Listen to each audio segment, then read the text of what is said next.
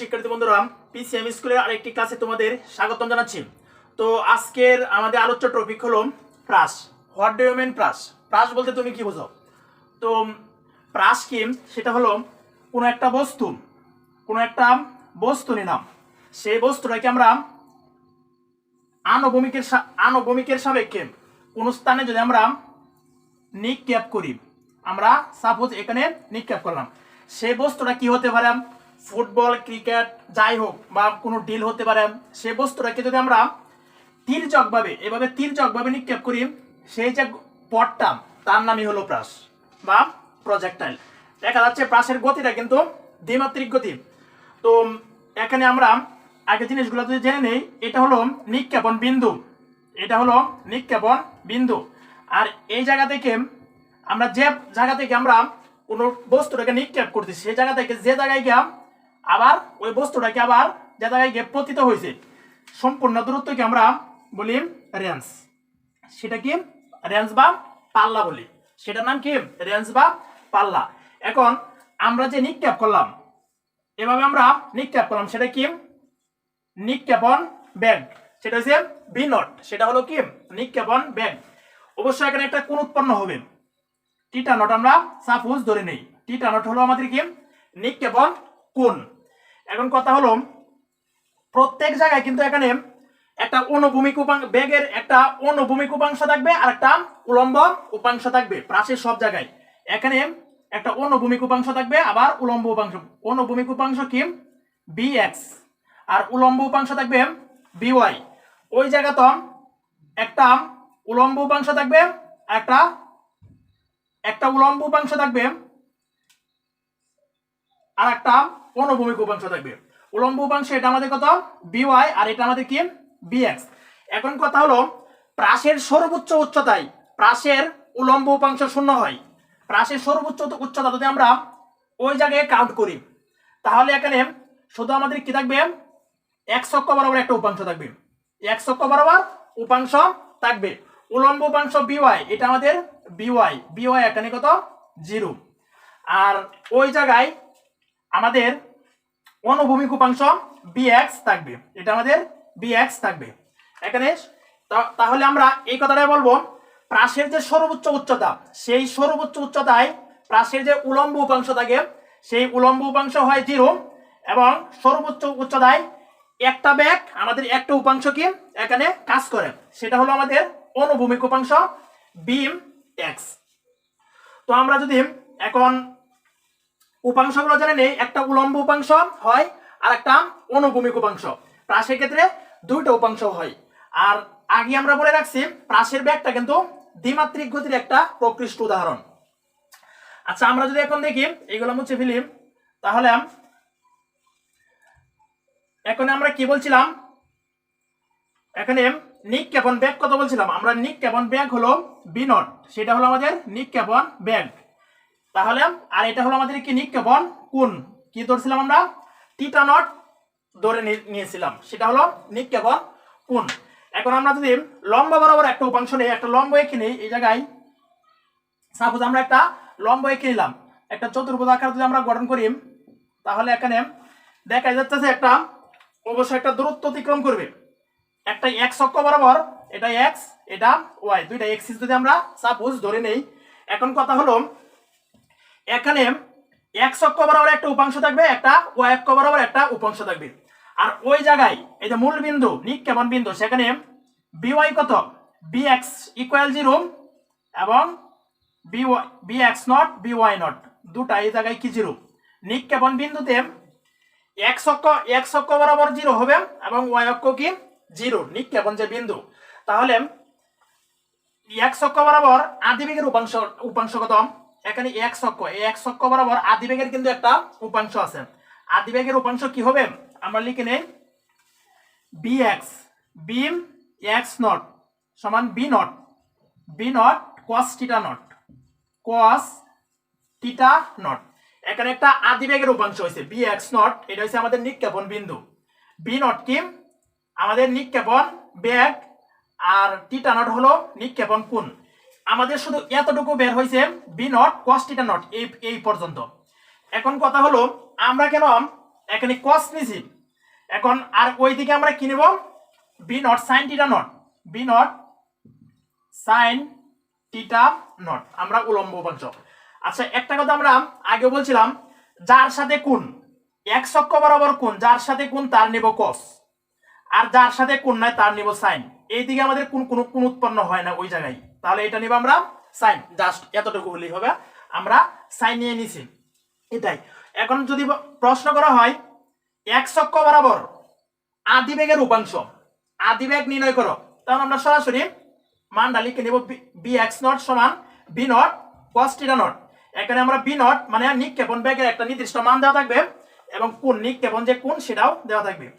আবার আরেকটা প্রশ্ন যদি তোমাকে করে,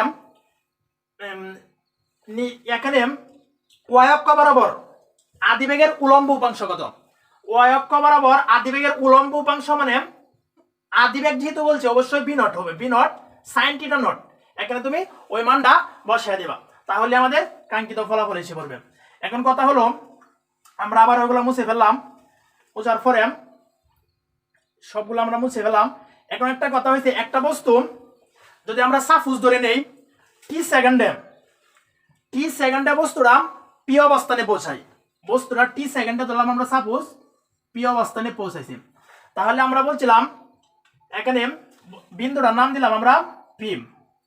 এখানে সর্বোচ্চ উচ্চতায় বস্তুটা টি সেকেন্ডে পৌঁছাইছে, আমরা কি বলছিলাম, সর্বোচ্চ উচ্চতায় বেগের কোন উপাংশ 0 হয়, উলম্ব উপাংশ 0 হয়, তাহলে বিওয়াই কি হবে, 0 হবে। আর একটা উপাংশ কাজ করে, সেইটা কি, সেটা অবশ্যই আমাদের এক্স এক্সিস বরাবর একটা উপাংশ কাজ করে, মানে এক্স অক্ষ বরাবর, সেটা আমাদের কি হবে, অবশ্যই স্পর্শক বরাবর হবে, সেটা কি আমাদের বিএক্স। এখন আমরা যদি এখানে একটা সাপোজ একটা আমরা সমকোণী ত্রিভুজ কল্পনা করে নেই, তাহলে এখানে কিন্তু একটা কোণ সৃষ্টি হয়েছে। এখানে আমরা যদি এটাকে টিটা প্রাইম ধরে নেই, টিটা প্রাইম আমরা এটাকে ধরে নিলাম। এখন এটা কি, এটা হলো আমাদের বিএক্স এটা, আর এটা উলম্ব মানে বিওয়াই, সেটা আমরা ধরতে পারি, ঠিক আছে। এক্স অক্ষ বরাবর আমরা বিএক্স ধরতে পারি, আর উলম্ব বরাবর ওই জায়গায় আমরা কি বিওয়াই ধরতে পারি। এখন কথা হলো, কোন বস্তু যদি এখানে কয়েকটা সূত্র আছে, আসলে প্রাস নিয়ে কয়েকটা ফর্মুলা আছে, বুঝে ফর্মুলাগুলো যদি সঠিকভাবে আমরা ব্যবহার করতে পারি, তাহলে গাণিতিক কোনো সমস্যা আমরা পড়বো না। এটাই হলো একটা আরেকটা প্রশ্ন, এখান থেকে 4টা কি 5টা, কোনো একটা বস্তুকে যদি টি সেকেন্ডে, যদি প্রশ্নটা সরাসরি এভাবে বলে দেয়, কোনো একটা বস্তুকে টি সেকেন্ডে আরেকটা অবস্থানে পৌঁছাইছে, সেখানে পৌঁছানোর পরে একটা দুইটা উপাংশ আছে, একটা বিএক্স হবে আর একটা বিওয়াই, সেটা আমরা ধরতে পারি। তাহলে টি সেকেন্ডে পি অবস্থানে বস্তুর বেগ ভি হইতেছে, এখানে বেগ হইছে বেগ ভি এর অনুভূমিক উপাংশ কি হবে,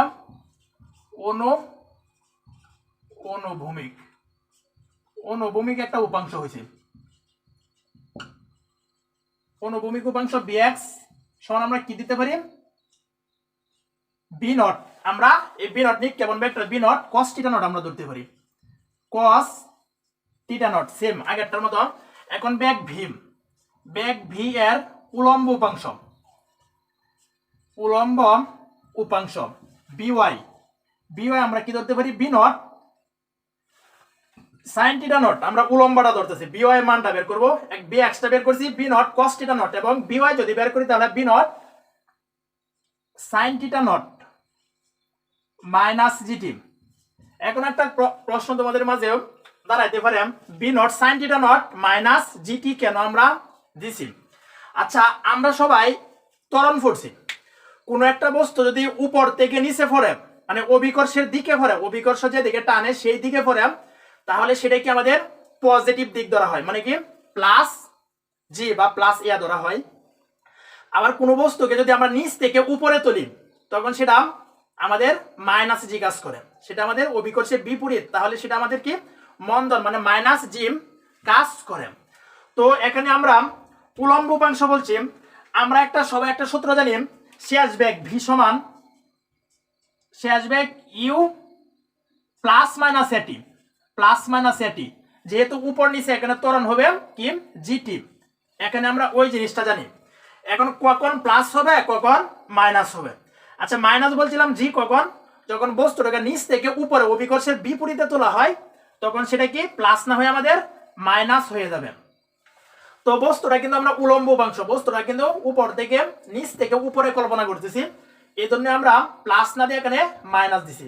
তাহলে আদিবেগে তো মাইনাস জিটি, আদিবেগের উপাংশ কি অবশ্যই সাইন হবে। আমরা বলছিলাম ভূমি বরাবর সাইন, আবার লম্ব না ভূমি বরাবর কস, আবার লম্ব বরাবর কি সাইন, এটাই আমরা দিয়ে দিছি উলম্ব উপাংশ v not sine theta naught minus g t, মানে ওই ফর্মুলাটা থেকে আসছে ইউ মাইনাস জিটি থেকে। এখন তোমাকে যদি প্রশ্ন করা হয় বেগ ভি এর মানটা, এই বেগ একটা অনুভূমিক উপাংশ আর একটা উলম্ব উপাংশ, এই বেগের মানটা কি নির্ণয় করে দেখার জন্য, তখন আমরা কি নির্ণয় করে শুধু মানটা বের করে দেবো বেগ ভি, ভেক্টর বেগ ভি এর মান, আমরা মানটা কিভাবে লিখবো বেগ ভি মডুলাস, এটা আমরা শুধু কি বর্গ করে দেব root over B X square plus B Y square, ওই দুইটা আমরা নির্ণয় করে দিব। এখন আরেকটা কথা হলো, এখানে যে একটা প্রশ্ন এই মধ্যবর্তী আমরা কোনটা যদি নির্ণয় করি তাহলে আমরা কি নির্ণয় করব, যদি বলছে এখানে বস্তুটা নিক্ষেপণ বিন্দু থেকে টি সময় পি অবস্থানে পৌঁছাছে, পৌঁছানোর ফলে একটা কোণ উৎপন্ন হয়েছে, সেই কোণটা আমরা কিভাবে নির্ণয় করব। আচ্ছা, এখানে দেখা যাইতেছে একটা অনুভূমিক উপাংশ আছে বি এক্স আর একটা উলম্ব উপাংশ বি ওয়াই, আর কোণ কিন্তু ভূমির সাথে এখানে আমরা কোন সূত্র ইউজ করতে পারি, এখানে সেটা হচ্ছে লম্ব আর এটা ভূমি, তাহলে অবশ্যই আমরা ট্যান থিটার সূত্রটা কি ইউজ করতে পারি, কারণ ট্যান থিটা মানে কি আমরা জানি লম্ব বাই ভূমি, অথবা ট্যান থিটা মানে তোমরা যাই বলো বিপরীত বাহু বাই এই কোণের বিপরীত বাহু এটা বাই সন্নিহিত বাহু, সরাসরি আমরা ট্যান থিটা সূত্রটা কি ইউজ করতে পারি। তাহলে এখানে উৎপন্ন কোণটা আমরা কিভাবে লিখবো, সরাসরি আমরা উৎপন্ন কোণটা এভাবে লিখবো, এখানে ট্যান থিটা সমান লম্ব কি, লম্ব হলো ভিওয়াই ভাই বিএক্স। এখন তোমরা একটা প্রশ্ন করতে, আচ্ছা ভাইয়া এখানে কোণ নির্ণয় করছে, তাহলে আমাদের এখানে ট্যান এর মান, অবশ্যই আমরা কোণটা কিভাবে নির্ণয় করব। এখন আমরা সরাসরি কোণটা যদি নির্ণয় করে তাহলে আমাদের সরাসরি টিটার মান টানতে হবে, টিটা বা টিটার সমান ওই পাশে গেলে ট্যান কি হয়ে যায় ইনভার্স হয়ে যাবে, tan inverse v y by v x, এই হলো আমাদের কাঙ্ক্ষিত ফলাফল। তাহলে এখান থেকে আমরা সহ দেখি টিটার সমান tan inverse v y by v x এর মানটাকে আমরা সরাসরি নির্ণয় করতে পারবো। তো এছাড়া আরো আমাদের কয়েকটি ফর্মুলা আছে, তাহলে কোন বস্তু একটা উলম্ব উপাংশ আছে বা সরণ আছে আর সর্বোচ্চ উচ্চতায় বেশ কয়েকটা অঙ্ক আছে, আমরা যদি আবার এটা মুছে দেই, সম্পূর্ণ মুছে দিলাম, মুছে একটা আমরা প্রাস আঁকবো, স্বাভাবিকভাবে প্রাসটি এভাবে আমরা আঁকলাম, এভাবে একটা আঁকলাম, সেটা হচ্ছে আমাদের নিক্ষেপণ কি ব্যাগ বি নট আমরা ধরে নিলাম। আচ্ছা, এখানে আমরা কি বলছিলাম, এটা হলো আমাদের এক্স অ্যাক্সিস বরাবর একটা উপাংশ আমরা ধরে নিই, ঠিক আছে। এখন সর্বোচ্চ উচ্চতা উলম্ব সরণ, আমরা সর্বোচ্চ উচ্চতা একটা দেয় লম্ব এখানে নেই, এটা আমরা যদি ওয়াই ধরে নেই, এটা আমরা ওয়াই ধরলাম, এটা আমাদের এক্স কি সম্পূর্ণ এক্স ধরে নিলাম, আর উপরে একটা আমরা কি ওয়াই ধরে নিলাম। এখন উলম্ব সরণ, এখানে আমাদের নিক্ষেপণ কোণটাও দিয়ে দেই টিটা নট দিয়ে দিলাম।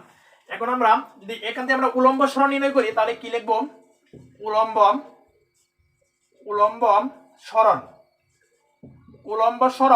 আমরা উলম্ব সরণকে ওয়াই দ্বারা নির্ণয় করি, ওয়াই সমান সরাসরি সূত্রটা ওয়াই সমান tan theta naught x minus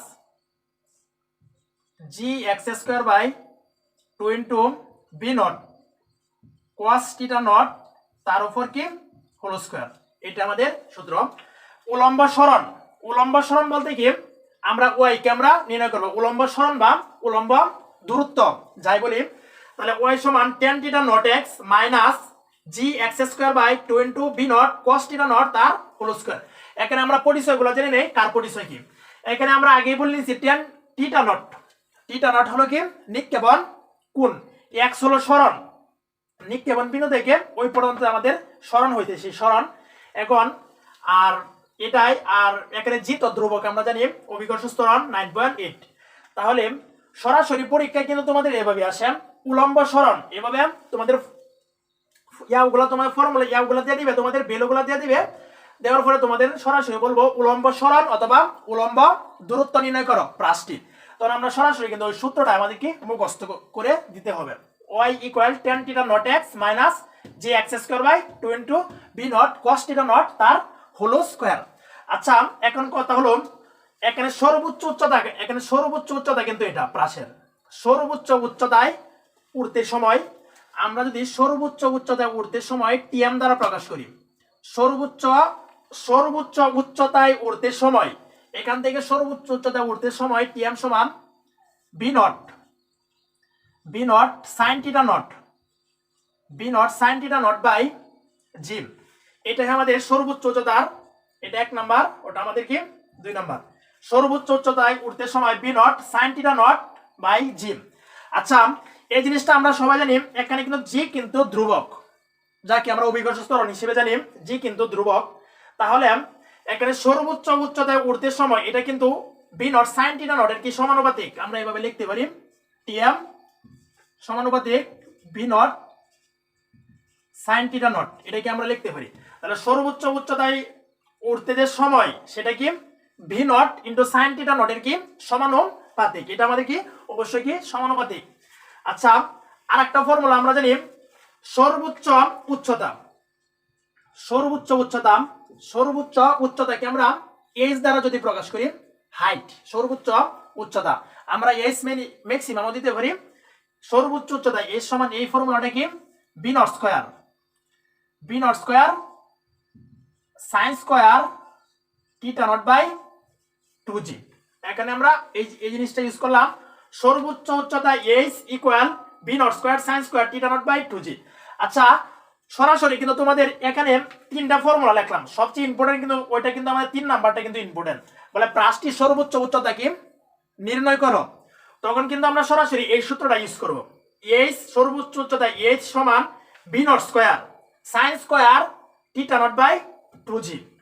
এখানে আমরা থিটার যে মান হবে, সাপোজ আমরা 30 দিলাম, একটা কোণ দিলাম, আসলে অনুপাতের উপরে কিন্তু স্কয়ার হয় না, যে কোণটা হবে সেই কোণের উপরে একসাথে আমরা কি স্কয়ার করে দেব, ঠিক আছে। আচ্ছা এখানে আমরা তো আগে বলছি বি নট নিক্ষেপণ বেগ আর থিটা নট হলো নিক্ষেপণ কোণ আর জি তো ধ্রুবকই। এখন আর একটা ফর্মুলা আছে আমাদের 4 নাম্বার, দিয়ে একটা ফর্মুলা লিখি। 4 নাম্বার হলো বিচরণকাল, প্রাসটির যে বিচরণকাল, যে উড্ডয়নকাল, প্রাসটা যতক্ষণ উপরে উড্ডয়নকাল আছে বা বিচরণকাল টাইম পিরিয়ড যেটা আমরা বলি, বিচরণকাল টি সমান 2b not sine theta not by G. সেটা কি প্রাসের কি বিচরণকাল টি সমান 2b not sine theta not by G. একবার এটা আমাদের কি ফর্মুলা একবারে মুখস্থ করতে হবে, ফর্মুলা মুখস্থ, পরীক্ষা কিন্তু সরাসরি এভাবে আসে, প্রাসটির বিচরণকাল নির্ণয় করো, তখন কিন্তু আমরা সরাসরি এভাবে লিখতে হবে বিচরণকাল টি সমান 2b not sine theta not by G. আমরা এখানে 4টা ফর্মুলা গেল, আর একটা ফর্মুলা আছে আমাদের কি রেঞ্জ, পাল্লা নির্ণয় করা, প্রাসটির পাল্লা নির্ণয় করো।